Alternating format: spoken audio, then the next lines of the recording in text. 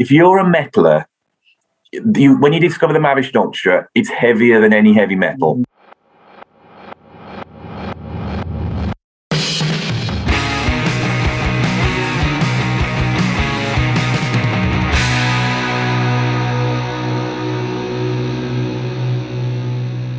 Hello, Andy. Oh, Matt, how are you, mate? I'm all right, man. The Zoom just spoke to me. I'm not sure if I've pressed one of the settings different, but it just said recording in progress. That's very exciting. No, that's my little servant here. Oh, is it? When the Zoom, can you just warn me? Oh, that's very good. No, that's the little voice you had. This, you know. Very good. I like that. That's very cool. So Andy, what I'd like to do is basically sort of talk about your sort of career and stuff. So you're a very good guitarist as well as being a drummer, aren't you? So, I mean, how did you get into playing drums and what were your early musical influences, really? I started in 1980. I was about 12 years old. I started playing the guitar and the drums at the same time and practiced both of them. I seem to be better on the drums than I was on guitar. That's always been a real mystery for me because I've practiced them both the same. The thing that got me into music was two things. One was the Police, which I just loved, and the other was the new wave of British heavy metal. I love all that. Which I think, that was like in new wave of British heavy metal. The amount of jazz guys, fusion guys, prog guys, avant-garde guys, all these musicians I've met, and when you get down to it, it was a new wave of British heavy metal. It was basically Tigers of Pantang, but the first I've met a lot of people in bands and stuff, and I met one guy. He said, "I used to be in Praying Mantis," and I was like, "Really? You Praying Mantis? It's so cool." And I met loads of people, sort of quite big bands and stuff. It's like Praying Mantis. Oh, but that was I used to love, Iron Maiden when I was a kid. It was Iron Maiden and Guns N' Roses. So new wave. It was brilliant, man. Well, for me, it was bands like Diamond Head. They were so far ahead of the game, and like Venom.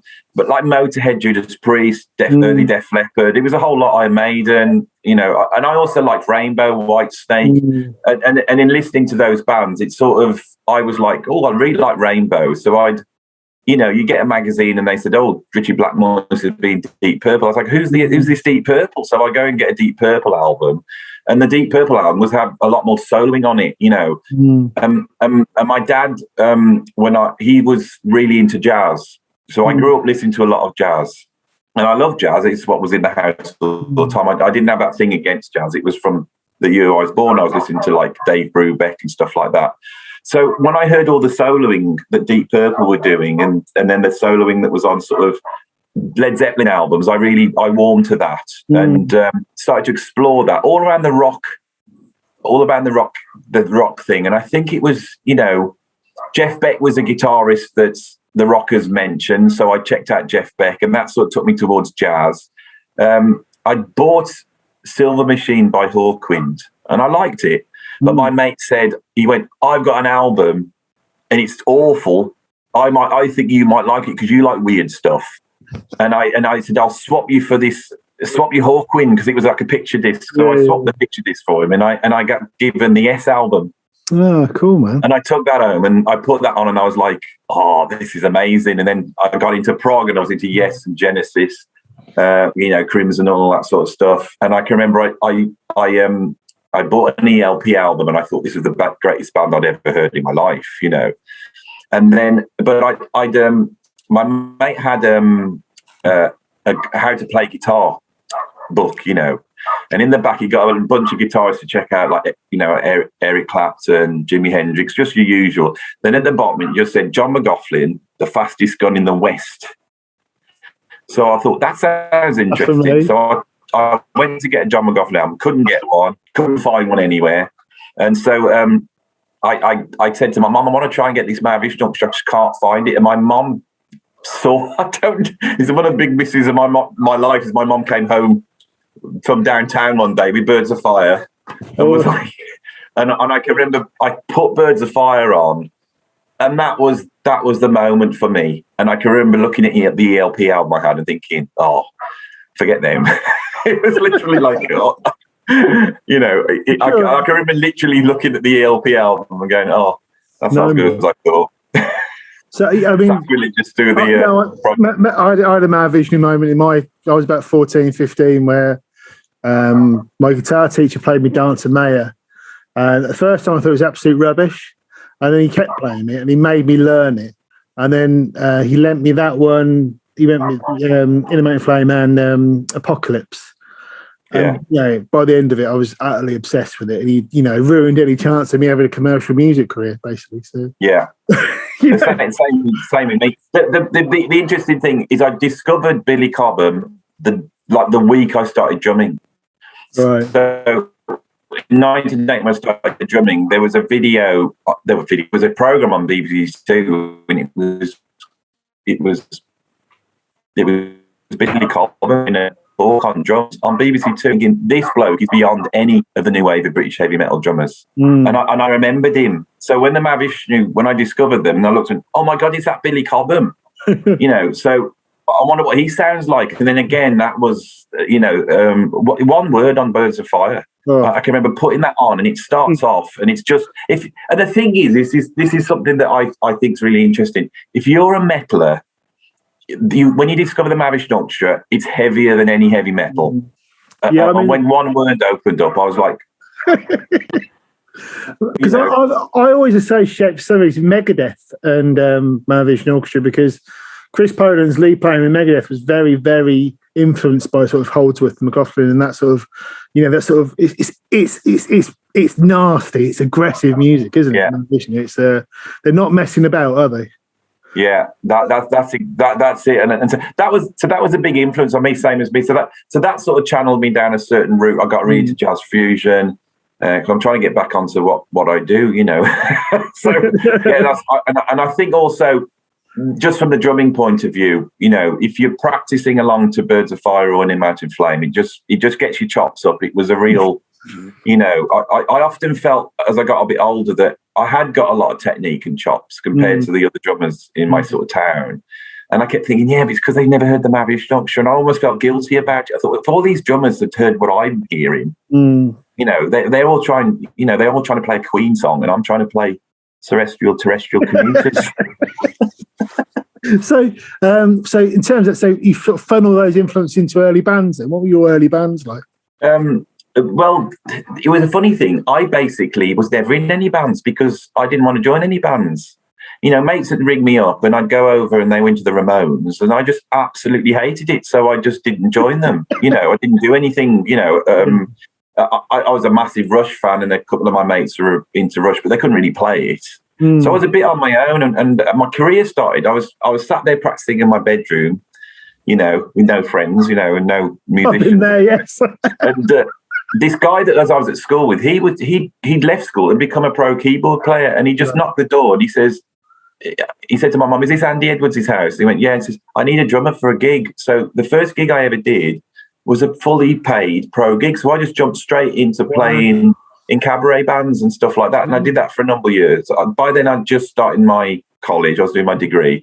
So I didn't go overdrawn because I was out earning a ton of money. It was literally a ton of money.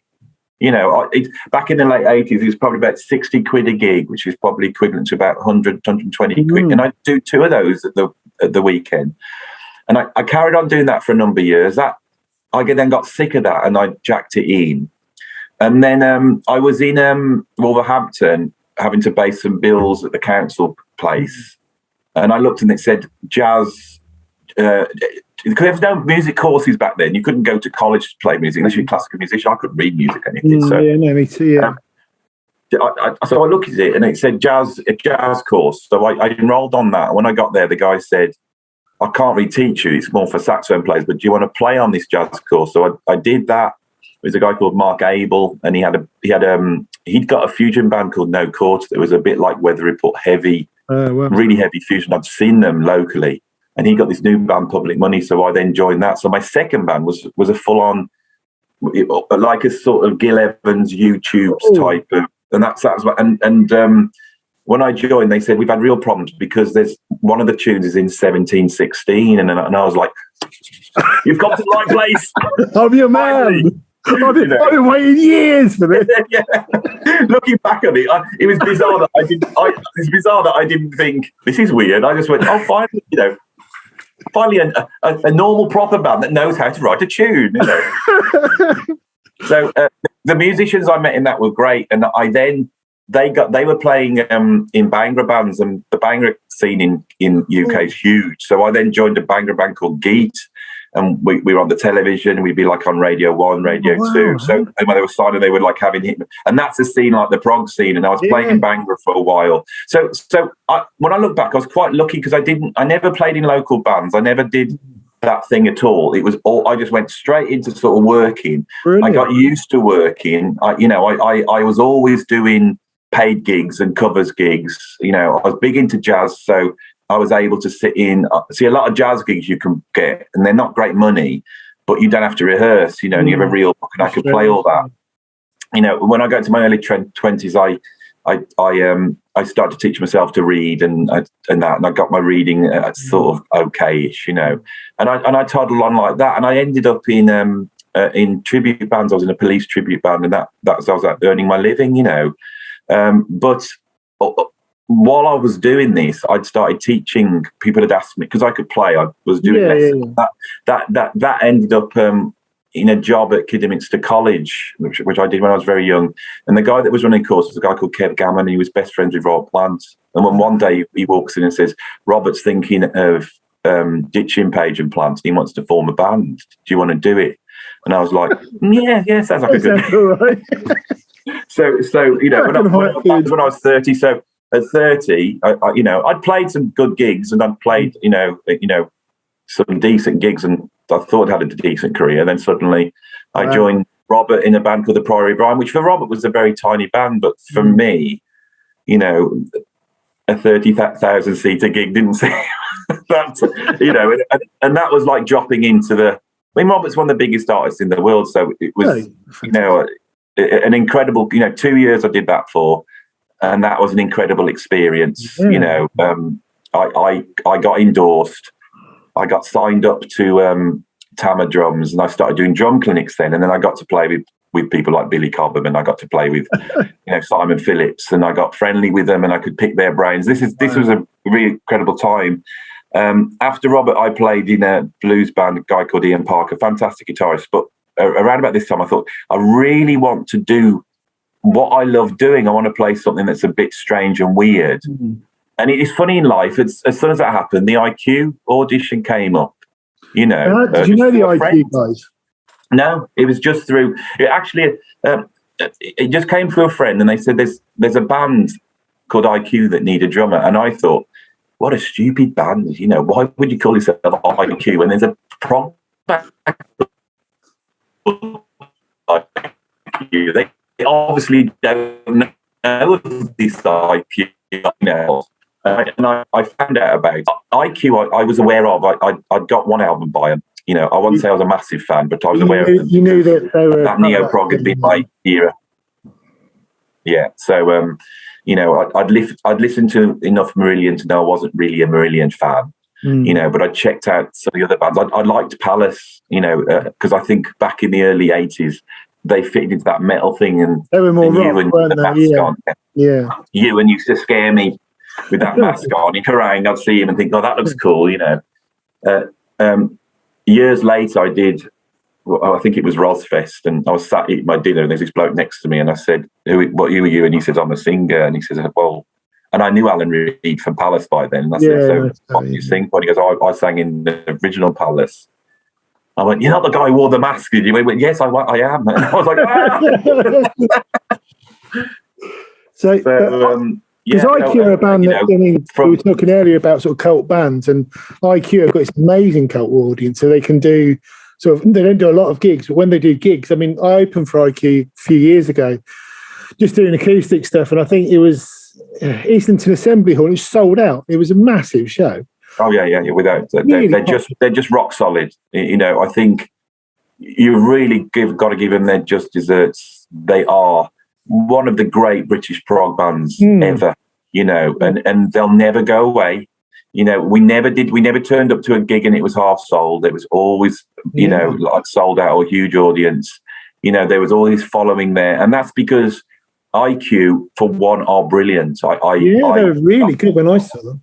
Yeah, they're like they just, for me, I like prog because it sounds like prog. I want prog to deliver stuff for me. I'm not a fan of, when I got to the prog scene, I was surprised how so many people they thought they could cross over into being like almost pop success, and I'm wondering why it wasn't happening.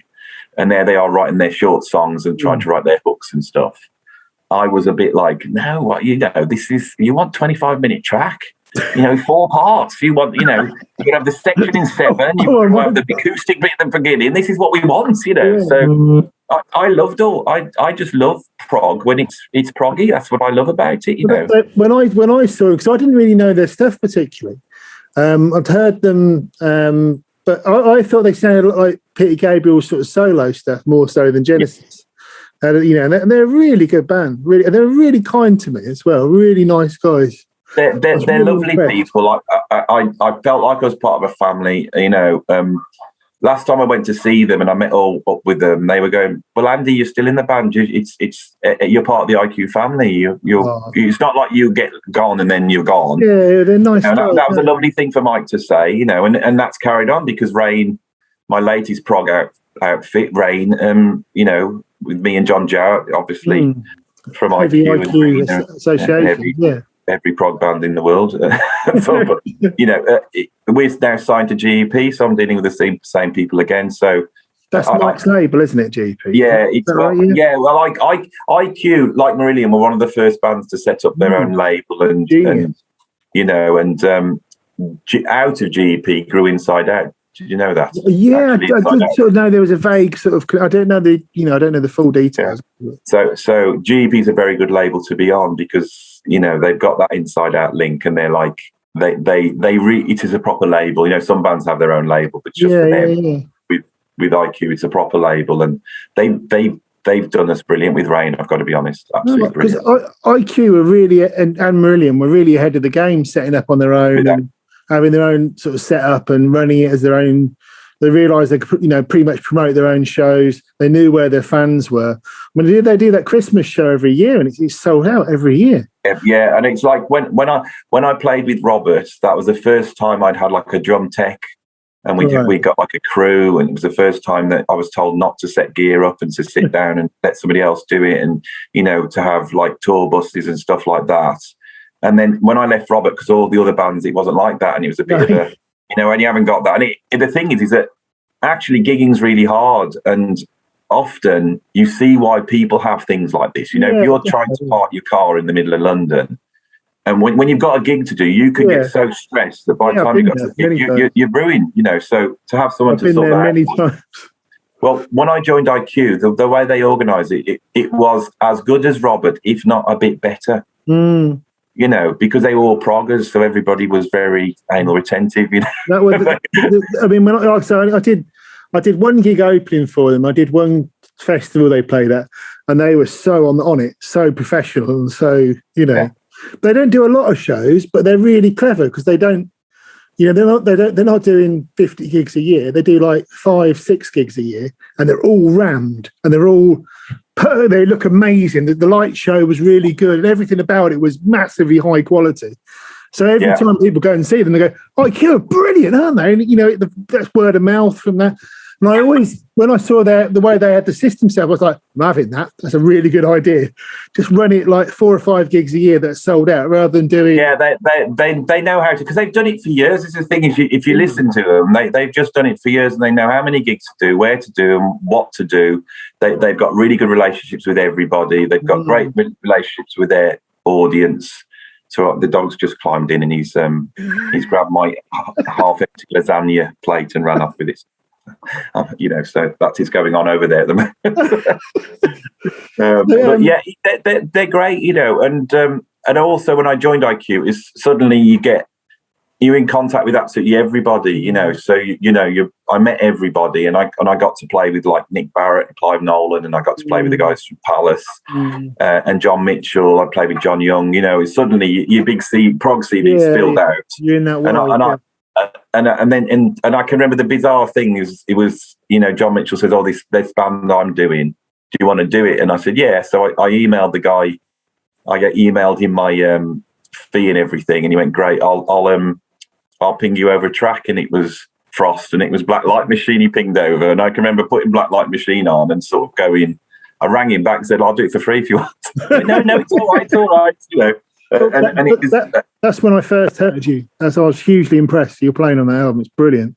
But yeah, it is. Well, I've got to be honest. The first album, because we were under a bit of pressure, so a lot of the drums were replaced, and there's a lot of computer influence on those drums. Let us say, which has always been a little bit of a thing for me, you know, because I do get patted on the back for it, and I'm like, yeah. But I really do think that Jem reinvented the wheel on that album. Yeah.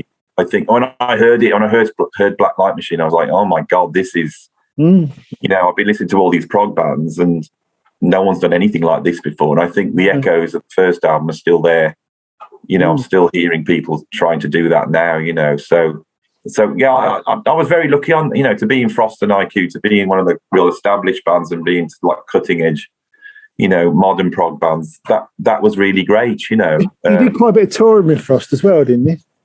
Yeah, we did tours with opening up for Palace across Europe, and then we did Spock's Beard, and we did Europe and the UK. Did a lot of dates opening for Spock's, and then we did a few dates with Dream Theatre, and you know, and Mike and Jordan were really, you know, great in promoting the band, you know. So, but I got to admit, when I got onto the prog scene, I did end up being a little bit disillusioned with it.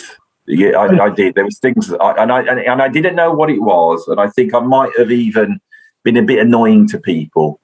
But what the problem was that I didn't realise is I didn't really want to be a sideman.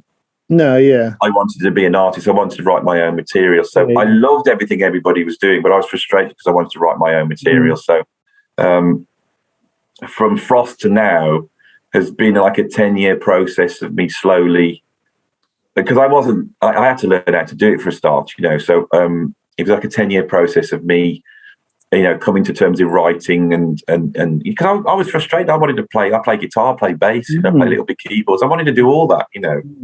And, you know, so, you know, when you sat behind the drums, and often when you're a drummer, if you give the guitarist harmonic advice, it doesn't go down well. It just doesn't go down well. But you see, I'm glad of any input I can get, to be honest. So I'll take anything that's going. But so, you know, so do you feel like so since you sort of did the Frost thing, you've always been moving towards doing Rain and having your own project and having your own band? Yeah, I'm so happy with Rain. I'm so happy with the album. Sounds great. You know, because all the stuff I did in the past, I absolutely love. My problem I kept thinking, why don't they do that? Why can't we do this? Why can't we have it like that? And with Rain, I was able to do that because a large part of the writing is me. I mean, it's the whole band, but I was able to put a band together. I put the band together, and I knew, because I can't sing, so I need some, and I wanted like real loads of harmonies, because I was like, I want the vocals to sound like Yes. I want the riff to sound like Mahavishnu or King Crimson. I want the drums to sound like Gavin Harrison and have that sound. You have all these ideas, you know, and when you, that. You know, so that.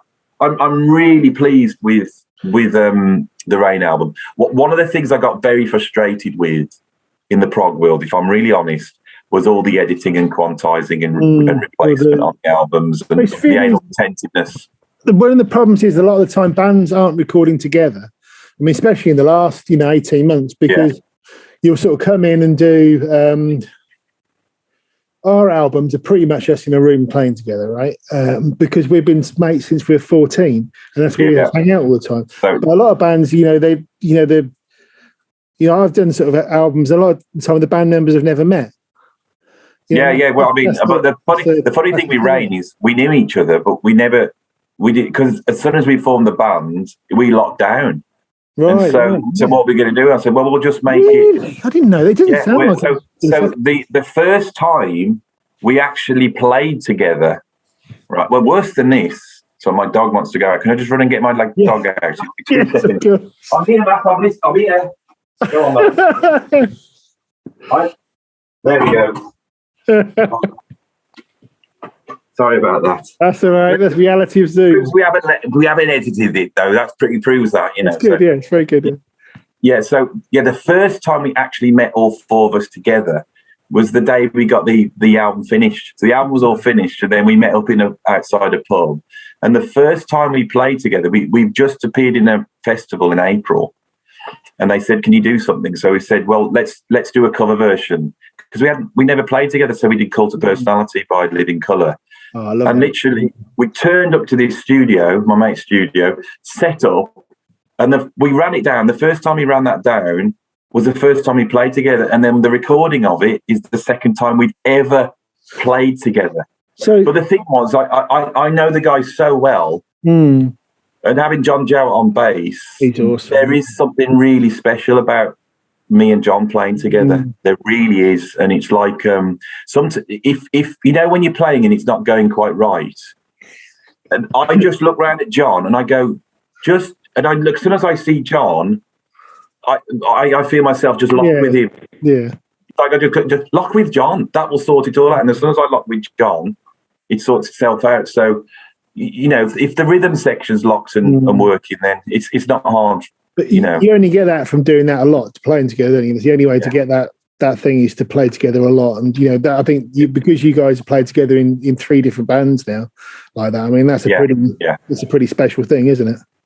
And I really, when we did the Rain album, even though we did it all separately, on like a 15-minute track. So there's a 15-minute track called Walk Away, and it's got like a whole chunk of drums, and then it stops. Then it's got another chunk of drums. When I record the drums, that first chunk is one take, right, and the second part is one take.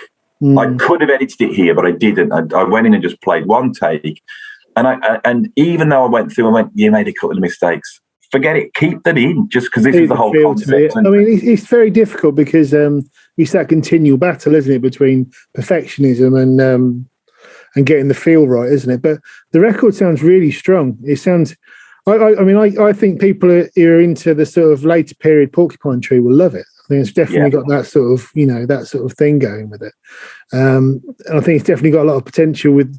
I mean, I think because it's on IQ's label, I think that'll definitely get more people interested as well. So I think you've got a good start. So what's the plan for live performance with it? We're getting together once a week, because this is another thing that never happened in the prog band. So we've got a weekly rehearsal because we all live local, and so we can just slowly play the songs. And the idea is the album has got a lot of overdubbing and layers on it. So we just, I thought, shall we have the headphones on and do it on the back track? I thought, no, well, let's try and play it like Jimi Hendrix would have played his multi-layer stuff. Just play it, So. So we're having to go through and go, how do we play this? There's like 15 keyboards there and 5 guitars. So how do we play it? So that's where we're in at the moment. And we're also working on the new album, which is also second album syndrome. It's like the Rain album, just I had such a definite idea for it. I had this concept of starting off almost like with pop harmonies, very commercial prog. Go to the prog, then get into the heavy prog, and then go beyond the prog and start taking the audience out into sort of that more. Then we go to the Zappa Mavishnu, King Crimson prog, take that out, but actually end up in a world which is beyond prog, that ends up in sort of electronica, ambient, swirling mess, And when we read the reviews, everyone was like, I really like it, but I'm not too sure about the last track. And I was going, that's deliberate. That's where it's going. Yeah, this is where it's going, and it ends up with a recording of My Garden in lockdown. That's where it ends. It's just a stereo recording of My Garden in lockdown. You can hear all the birds singing, and that really was the journey, because all this was happening while, the lockdown was going on. So we didn't plan it, but lockdown's all over that album. Absolutely all over it. I think that's quite an interesting thing to soundtrack artistically as well, because hopefully we'll never have that situation again. So that'll be a one-off thing. Yeah, that's exactly it. So the second album's a bit more difficult, and I think that what we're going to try and do is we're going to try and integrate the other musicians more. So what I always like to try and do is try out new material live before you record it. You try that? Sorry about this, Matt. It's all right, my kids are in. I've told them I'm doing this. Don't worry. I have exactly the same stuff happen all the time, so please don't worry. I said to them, I'm doing YouTube. We'll be back now. Just do not come in. Don't worry. Don't worry. So, it was her that let the dog in. She's deliberately let the dog in. I've covered this quite well. It could have been a lot worse, I tell you. But this sort of thing happens all the time. It's probably what makes Zoom quite interesting, actually. Yeah. Okay, so Ray, so plans for the future: second album of Rain, touring with Rain, and do the prog festival circuit. Do you think Ross Festival? Yeah, I mean, John Jarrett knows absolutely everybody, so he'll just bring up all his mates and guest us on everything. That's the plan. Brilliant. It's the only reason why I'm in the band. Well, I shall certainly look forward to seeing your first few gigs. I shall certainly be at the first London show to see you and support you all I can. So that'd be brilliant. Yeah, we need a London show. Yeah, because I mean the Lexington, there's lots of good venues like the Black Heart and the Lexington and stuff. So, but like I say, doing like the IQ gigs, and there's lots you can do, with a band like that, isn't there? So loads of, sort of those sort of shows. So, and also I'm in a band called Quill, which is like a more folk rock band. Oh that's the Bev Bevan one, isn't it? With Bev, so cool. And they're incredible players, really great players in that band. And we've got electric violin, and they're quite and they're very energetic band. And because of the Mavish thing, just love the electric violin. Yeah, awesome, man. Kate can really play it. She's got that grit, And so, we're in the middle of an album with that as well. And Quill have also moved into the YouTube thing, and they've been doing that. So that's been very interesting. And then with the Bev connection, I've just been asked to do, which is just been announced. It's a version of Sandy Nelson's "Let There Be Drums." I saw that you posted. That's so cool. Yeah. So that's been fantastic. I think there's 18 drummers on there. I know I'm on there. Brian Bennett from the Shadows on there. Bev's on there. I know Craig Blundell's on there. There's a whole Jake McKenzie from Jamiroquai is on there. My mate Mark Luke from EMF's on there. There's just a whole bunch of these British drummers. So it's quite an interesting time at the moment. I've got some nice little projects on the go. Oh, that's awesome, man. Right, well, Andy, thank you so much. Hopefully we're going to get you on this YouTube channel a bit more. So thank you so much. And we'll stop here. Thanks so much, mate. Cheers. Stop recording.